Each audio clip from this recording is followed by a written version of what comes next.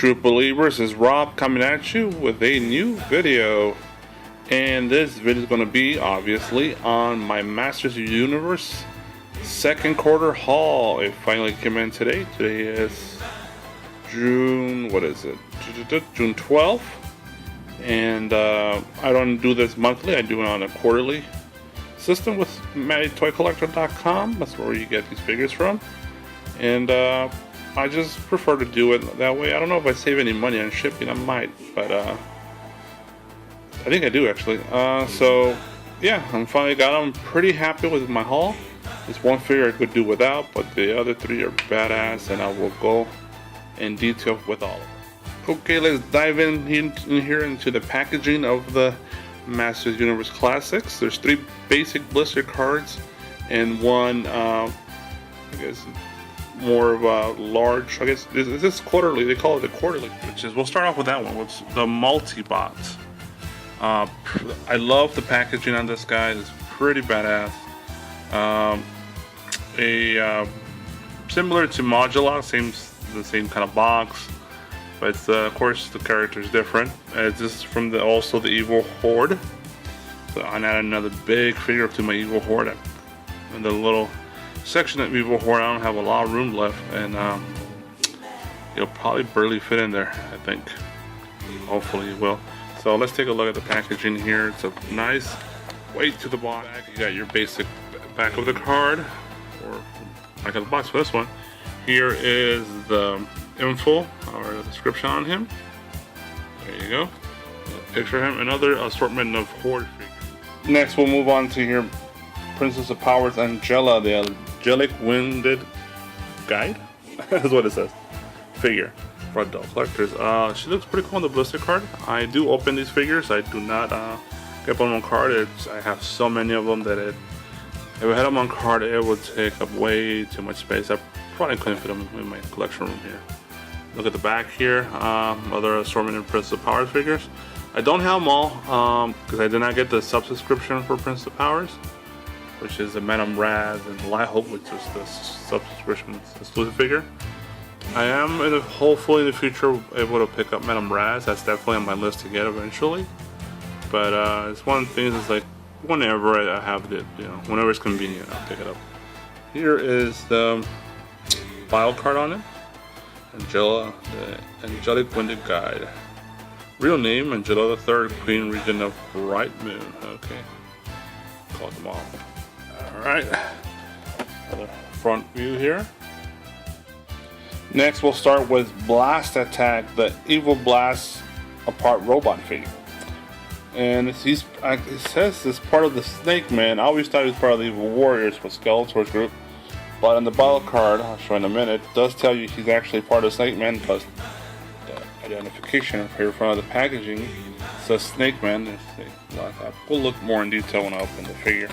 But on the back, other Snake Man in the series. Here's the battle card. There you go. And he's definitely one of the figures I'm looking forward to. One of the last of original, the original line figures that haven't come out yet. So, finally, but not least, from the Snake Man, Squeeze, the evil long arm Viper figure for adult collector. This is the last of the Snake Men that's supposed to come out. Been looking forward to this guy. Never owned him as a little kid. Always wanted him. I do own him as a Staction, one of those NECA Staction figures. It's a pretty cool version of him, but I think this one's actually better. They're definitely looking forward to opening this guy and playing with him. There you go. We'll look more detail later. Let's look at the back. Other assortment of Snake Man figures. Here's the battle card. Squeeze. Cool. So yeah. So that's the last one there. I almost forgot, part of the subscription, I also got a map, Monster Universe Classics Castle Grayskull, the Fortress of Mystery and Power. So here's how the map looks opened up, and it gives you a great description of what the castle, and is all about. The Castle Grayskull, what entitled, and really never really knew what it was, and you just knew this big castle, but never really. I know some episodes it dives into it, but I'll show you everything real quick. I don't want to take too long on this, but yeah, it's cool. Every year with the subscription service with Master Universe Classic with Matty Collector, they give us a map, and the Master Universe Classics collection has been around for a long time now. It's 2015. I started back in I think 2007 with the original figure King Grayskull. Okie doke. It took me a minute to get them all open up and put multi-bot together, but it's done. It's finally done. Okay. First, I think we should start with the one I was least looking forward to and not really wanting, but I got, is Angela. And out of the packaging, first impressions is she is much better than I thought she would be. The wings are very impressive.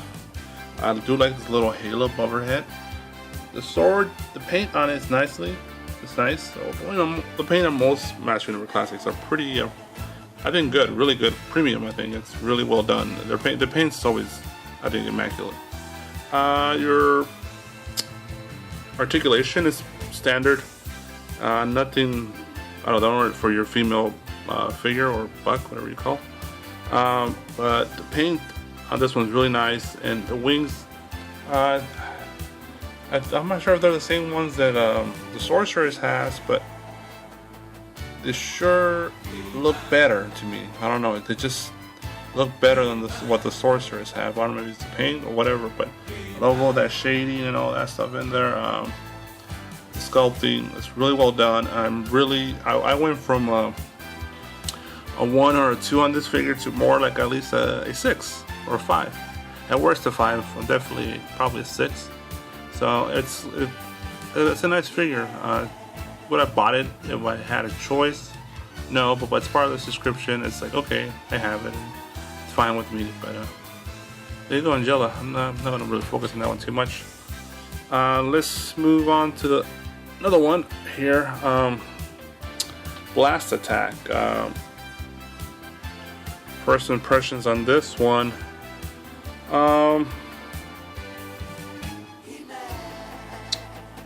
I like it. I like it a lot. I like the paints on this one as well. All the shading and texturing on it. It's really well done. The accessories that come with it are really cool. I wish this big staff axe thing had more textures and shading and more intricacy into the colors in it, but it's pretty just bland, kind of red. So that accessory kind of sucks. I do like the whip. I like the material they use for the whip. It's kind of a foamy, rubbery thing. And at the edge, it has a touch in this squeeze here. It's a little thing. Not a lot also shading on it, but it's a cooler accessory than this. The staff, it could have done without. The actual buck of the figure, or the actual body, love all the detail on it, all the sculpting.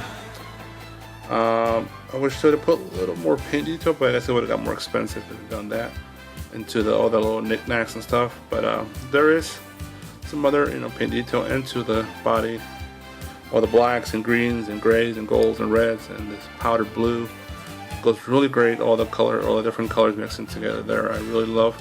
Sculpting is great. The articulation is pretty standard, so I'm not gonna go over that.